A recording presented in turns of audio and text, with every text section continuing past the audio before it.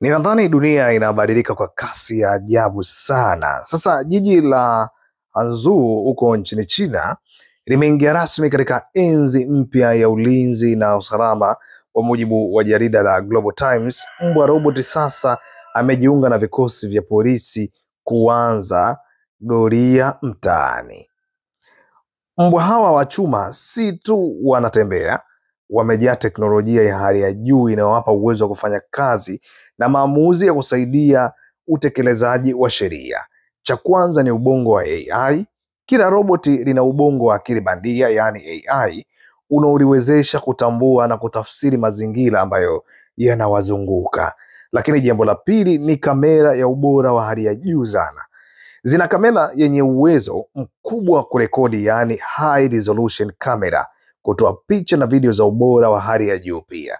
Lakini maamuzi mahiri, zina uwezo wa kufanya maamuzi mahiri kulingana na sheria na hali ilivyo katika eneo husika.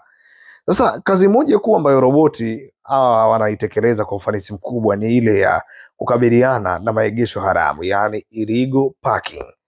Kutambua na kurekodi.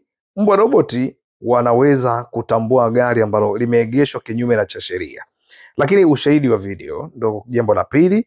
Ni kwamba mara moja wanarekodi video ya tukio hilo, ambayo inakuwa ushahidi muhimu unaotumiwa na polisi kuchukua hatua za kisheria.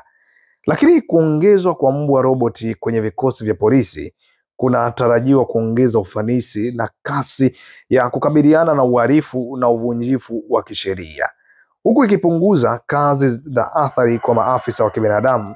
Je, hii ndiyo mwanzo wa roboti wakichukua nafasi za polisi duniani kote?